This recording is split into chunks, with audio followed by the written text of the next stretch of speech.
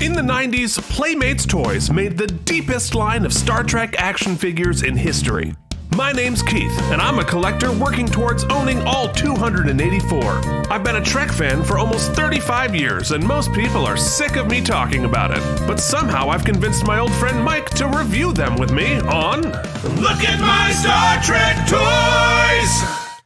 Hello and welcome to Look at My Star Trek Toys, a little show where me and my old buddy Mike, we talk about my Star Trek toys and my specific Playmates 4.5-inch action figures. I'm so excited today. We are going to start filling out the main casts of the third series on the Playmates series, and that is Star Trek Voyager. Very excited about it. This first line of toys is from 1995. What were you doing in 1995, Mike? I had my junior driver's license, learner's permit, as it was called at the time. That was my shuttle of choice, if you will. And I was, not watching Star Trek is unfortunately the truth, Keith. So today is an important day in my life as I can right the wrongs of my 15-year-old self, some of them. Okay, one of them, and learn a little bit of something about Star Trek Voyager. Look, Star Trek makes you a better person just by watching, by osmosis. So let us begin the process by talking, of course, about the captain. And then we're figure 6481, Captain Kathryn Janeway. Let's have her beam in. Well, here we go. This is Captain Janeway, played, of course, by the legendary Kate Mulgrew. And this is her main duty uniform, which we first saw in the pilot, Caretaker, which she continued to wear throughout the rest of the series, though her hair changed almost every episode. This is her bun that she had in the pilot. What makes Captain Janeway so badass beyond all of the accomplishments that she did? She's the first female captain and lead of a series in Star Trek history. So she was definitely an icon right from the very start, but backed it up by Janeway badassery for 7 seasons, getting her ship home. Do you know the main concept of Voyager? I do not. I think it's probably worth informing me, slightly. Okay, well, here's what happens in the pilot. This brand new starship goes out chasing a band of rebels, right? And they get sucked all the way into the other side, another quadrant of the galaxy, which basically they're 80 years from home at warp. And in the process, they go out and half of their crew dies right away. Jeez. And they find the crew that they were searching for, who were called the Maquis, and they are forced to try to find their way home 80 years from home by combining the two crews and trying to figure out how to get back. And of course, in this situation, we're in a completely different quadrant. So all the aliens are different, all the situations are different. So it's a fresh way to take our Star Trek world and just, there are no Klingons, no Romulans, no none of that. It's all completely new out there. Sounds like a great way to get new character designs for cool action figures. It does, although you will notice that these uniforms you saw in the Deep Space Nine series one. And what happened was these were the standard Starfleet uniforms when the shows overlapped, because this started after Next Generation had wrapped, but Deep Space Nine was still going.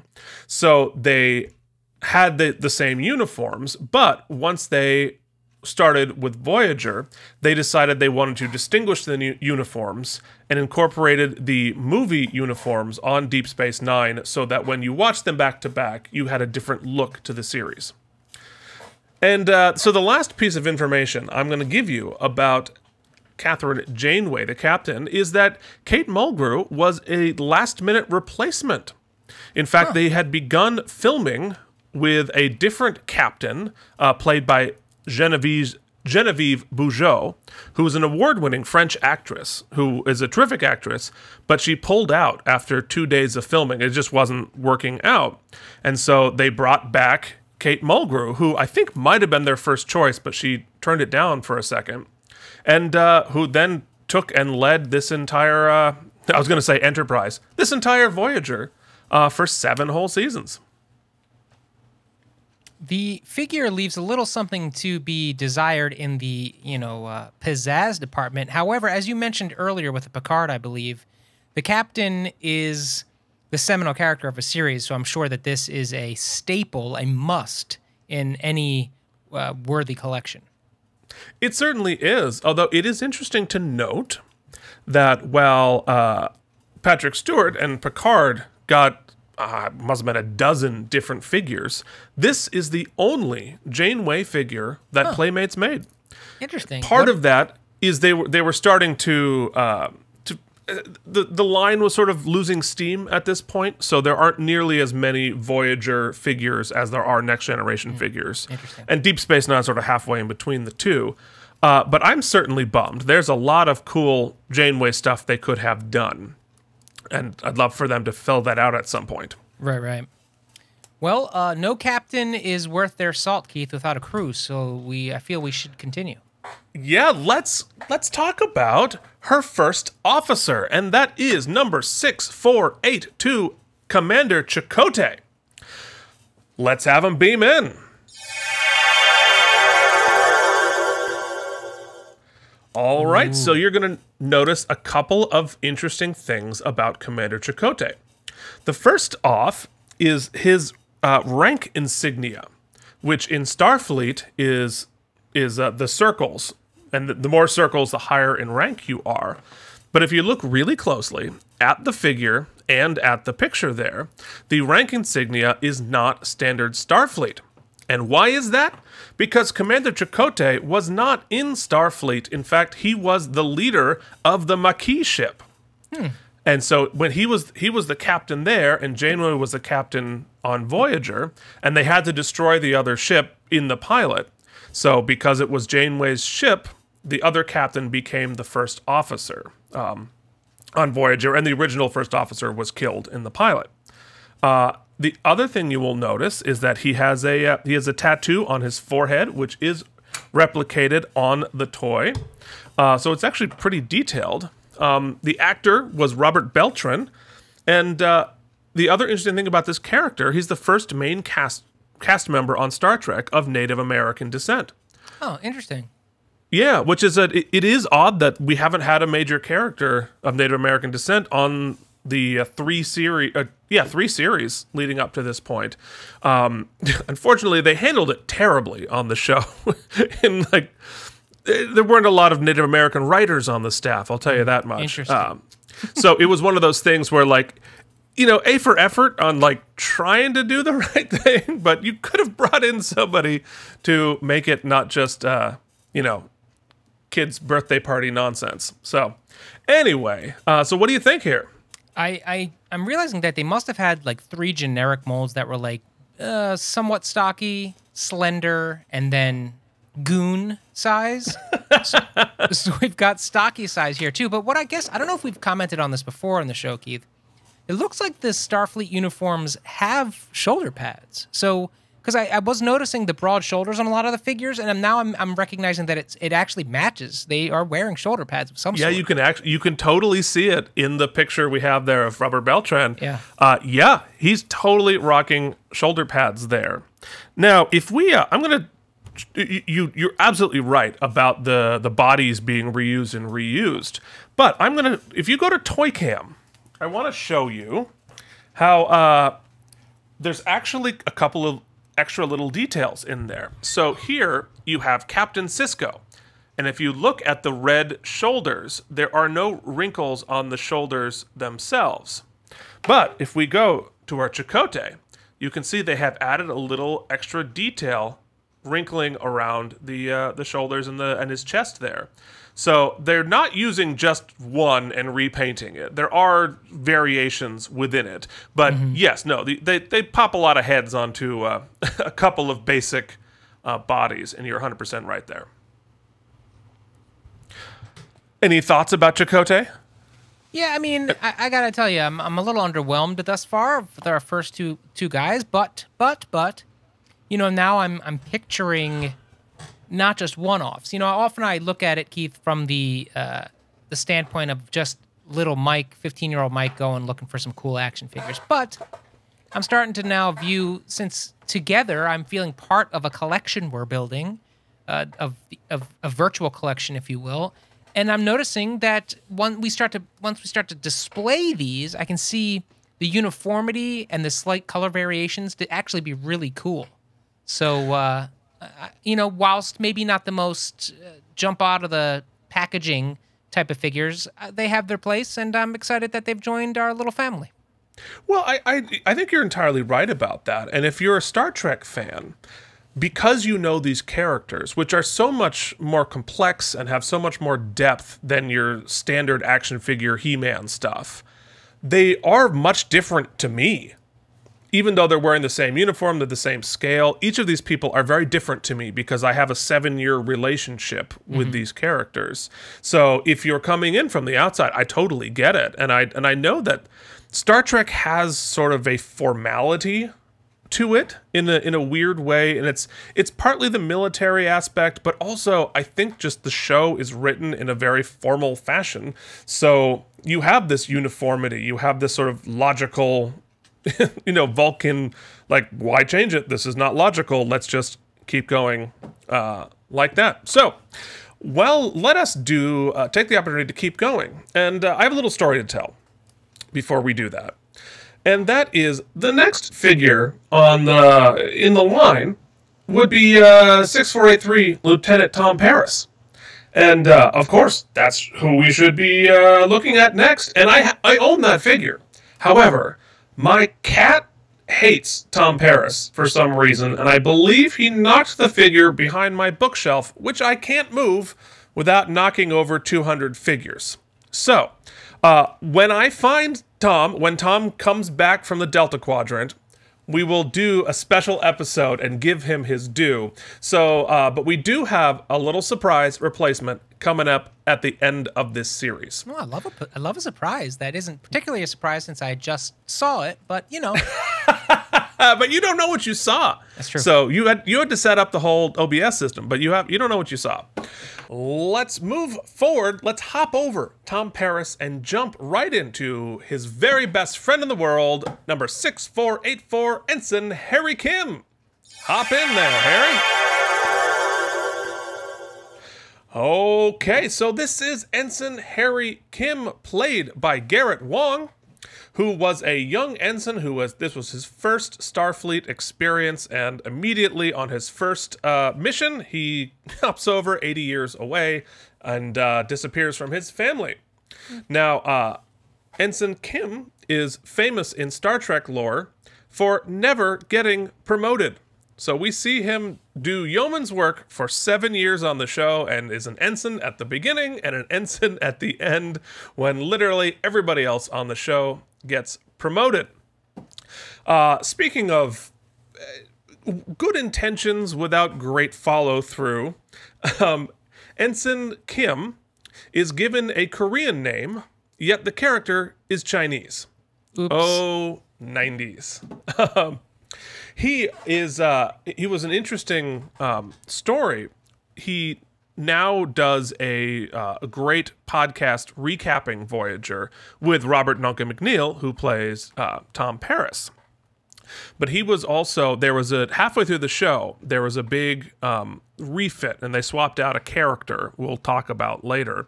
And I don't know if it is true, but the rumors and innuendo are that he was on the chopping block until he was named one of people's sexiest people in America and got himself a reprieve to stay on the show. And I'm glad that they did. Geez, you have to be voted sexiest man in America in order to keep your job these days? Oof. Oof. We are fired. Though, Keith, I will say, judging by the screenshot you've provided, it doesn't seem like he was hating his job so much that he needed a promotion. It seems like the perks of the gig are apparent. Yeah, no, certainly, I think Harry Kim let's say, kirked it more than most people on Voyager, because he was young and single, and you know, a lot of ladies, alien ladies, found him attractive, and I'd say they found his body attractive. But if you go back to Toy Cam, I'm going to show you a little detail like we were talking about. So here is Ensign Harry Kim. Oh no, where's Toy Cam? Toy Cam. We will see. Toy Cam. Toy Cam. What happened? There we are. So you will notice. You remember the little stripes or the ruffles around the front of the collar? Mm-hmm. And that we said that Chakotay had similar. They are actually the exact same body, repainted yellow and red. So all the way down to the little cinching at the waist. So that was definitely a reuse. Repaint, new head, same figure. Saving some money there on the Star Trek Voyager. All right, well, there's Harry Kim. And you know, sadly, his BFF is not available because my cat hates him. But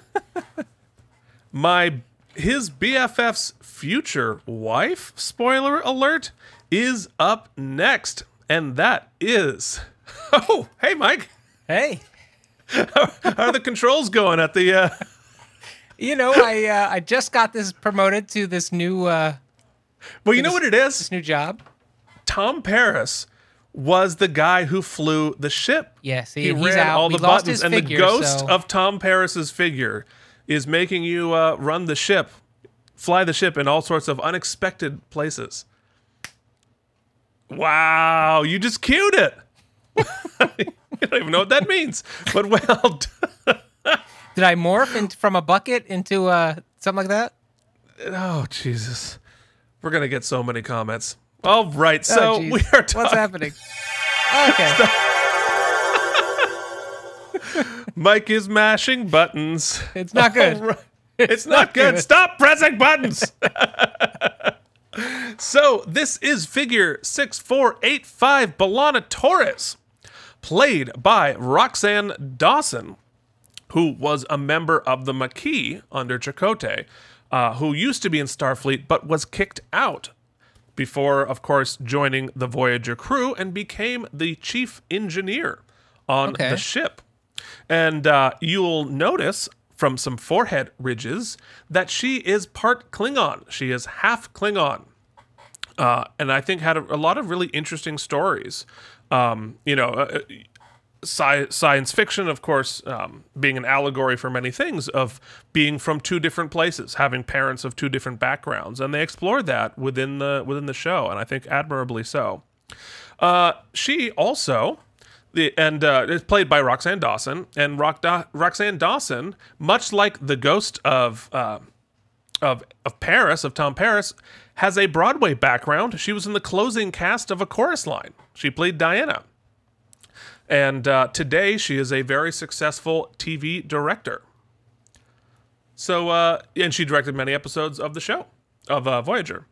So, thoughts on our half Klingon engineer? I love that we're exploring sort of what does that mean, half Klingon. I think that's cool. I'm going to see if I can't. This could get dangerous. I'm going to try to do a zoomsy. Ooh. Thankfully, you've provided some great 4K footage because I'm interested to see the detailing on that headpiece, or, you know, also known as her forehead. Just well, I mean, the character's forehead, the actor's headpiece. It's both. Okay. We don't get a great look at it there, but I'm assuming that we get it. We see it. Yeah, because that's kind of the crowning jewel of the design. Figure. Yeah, for sure. Very cool. I'm into it. Yeah, I mean, we got it's a pretty standard cast here. I'm guessing maybe next week we'll jump into more of the creature design. Yeah, well, we will have some more. We will have more creature design next week. But yeah, and if for those keeping score, yes, it is the same body model as Janeway. Different head. Just a repaint, rehead. But otherwise exactly the same. So, you know, they save some money here. But because you're doing a standard Starfleet uniform. It makes sense. I don't think I as a child or even today looking at it from more than 4 inches away would even notice. So I was promised a surprise, Keith. You were promised a surprise, and I think it's time to fulfill that promise. And we don't have the ghost of Tom Paris's action figure, but we do have a version of Tom Paris from the most notorious episode of the entire run of Star Trek Voyager. Let's take a look at 16023 Mutated Tom Paris. Let's bring him in. He didn't work, but we're gonna try it again. This is going very, very well. You know, many would say the episode didn't work either. Okay, here we go. It is Mutated Tom Paris. Whoa, what happened to him? By Robert Duncan McNeill from the episode, the infamous episode of Voyager, Season 2, Episode 15, Threshold. And the story of Threshold is they are experimenting with trying to figure out how to travel faster than Warp 10, which in Star Trek lore is the barrier of how fast one can go. And of course, they're constantly looking for ways to go faster, to get home faster. So, right. you know, the whole series is about that. And so Tom here goes on an experimental ship and is able to, in this episode, actually travel past Warp 10, which basically puts him in all locations and times at the same time. And when he comes back, things start getting weird. And he starts changing, and we find out later that he is evolving, apparently. And according to the writers of this show, this is us more evolved. And you see here in the picture, he is turning into an amphibian. And what he's holding in the picture there is his own tongue. Ugh.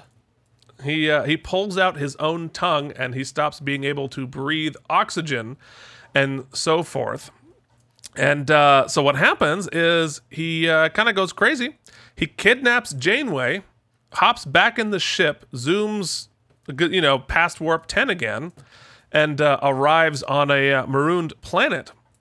And we eventually come back and we discover that he and Janeway, because she also traveled past Warp 10, have now evolved fully into silly little lizards. Which we should post a screenshot of the lizards. I think it's in the folder somewhere, of what they ended up with, which is nonsense in itself. But even more fun is the two lizards of Janeway and Tom Paris had a bunch of baby lizards on that planet, which they decide to leave on the planet when they finally rescue them and turn our friends Tom Paris and Kathryn Janeway back into themselves. Oh, that's now, Keith. Is that the green? I keep was freeze framing it there. Is that green coming from your lighting in your apartment there, or is actually just really interesting coloring they've done? It is really interesting coloring. It's very cool. He has, and both on the show and in the figure, he has sort of prosthetics added to his hand. Again, little amphibian webbing, and if you look at his feet, he has sort of webbed feet as well.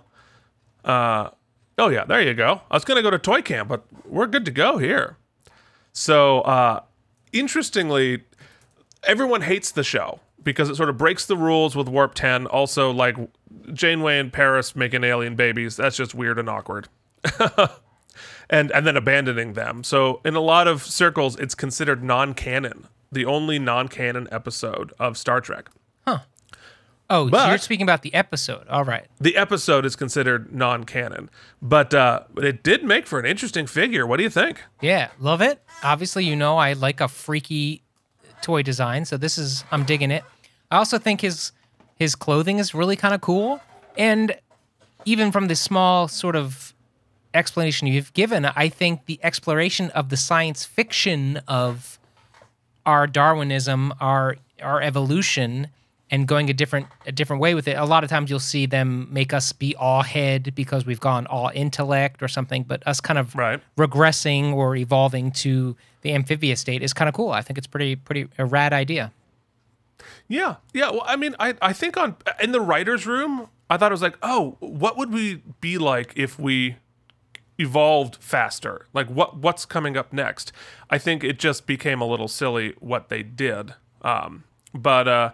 But yeah, it is certainly interesting, and it made him a pretty cool figure. And if you hop over to Toy Cam, I've got this one in the box, so we can talk about the choking hazards. Folks, here we are. Here is Mutated Tom Paris in the box. Oh, yes. Get it. You'll note his card has him upside down in the medical bay. It's hard to tell what it is. It looks like they put the card in upside down, but they didn't. And let's see. So, choking hazards. We have a phaser, of course, there. But here's the best part that'll drive everyone nuts. There, if you can see them, those are the alien babies. Yes. So the little lizard babies he made with Janeway, they abandoned to fend for themselves on the planet, but they did show up here in the box. You'll also note about the box, this is when they switched, instead of doing individual lines like Next Generation and Voyager and Deep Space Nine, they switched to sort of a generic Star Trek line later. And so you will see Voyager things and original series and in this box here. And you see on the back, we have our typical card about Mutated Tom Paris and see some of the other things in the line. Cool. So there it is in the box, in the flesh. Okay, folks. Wait, whoa. You're not getting off the hook yet. I've got a question for you, Keith. Okay, all right, hit me. Now, I know you could get in a lot of trouble for even attempting to do this, so I'm going to ask you anyway. Okay, great. Since we're starting Voyager exploration, tell me first where it falls in the chronology of all of the Star Treks, followed by where does it fall in your ranking of the various series? Yeah, okay. Well, the first answer is very easy. It takes place at the tail end of Deep Space Nine. So it goes original series, Next Gen, Deep Space Nine, then Voyager. And Next Gen, Deep Space Nine, and Voyager all basically, they overlap a little bit. So like no time passes between the three series. They're all in the same basic time era. So what does it mean? Which actually, interestingly, means that the huge Dominion War, which is basically consumes the entire quadrant, Voyager doesn't even know what's happening while all of that is happening because of the overlap in the series, which I think is interesting. In terms of where is the series in my ranking of shows, well, I'll tell you what, Voyager, and I don't think I'm alone here, has been one of the series that I've consistently underrated until I watched it again as an adult. I was sort of an adult when it came out, but watching it again, it started off pretty slow, which is the case in almost all of the Star Trek era, certainly of that, the 90s, 80s, 90s era. But when it found its footing, it was really good. It was really cool. It wasn't as heady as Next Gen, and it wasn't as dark as Deep Space Nine, but it became a little bit of a combination of both, where there was a little bit more episodic than Deep Space Nine, but it also had all of the action and the stakes that Deep Space Nine had. So if you stick with it through the first 2 or 3 seasons, those last 4 seasons are pretty exciting, and I think it finished strong. So personally, it's probably 3 in my list, but a close 3. It's not as good as, it's not as groundbreaking as Next Gen, or as just roaring exciting as Deep Space Nine, but it's really fun, and I find it very, very rewatchable, and has some really excellent characters. The cast was maybe a little too big, and excitingness of the cast was a little wider. That there were some of the characters were written a little blander than others. But you know, once the Borg show up, it's pretty badass. So yeah.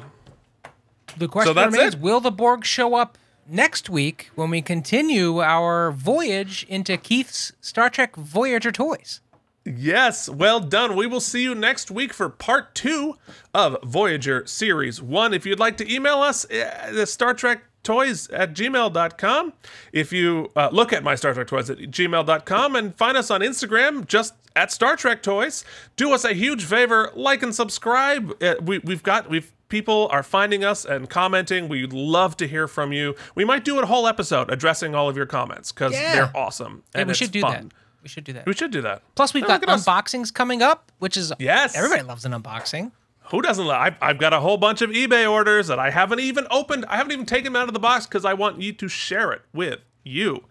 And that's dedication. Yes. All right, folks. We will see you next week. This has been an episode of Look at my Star Trek toys!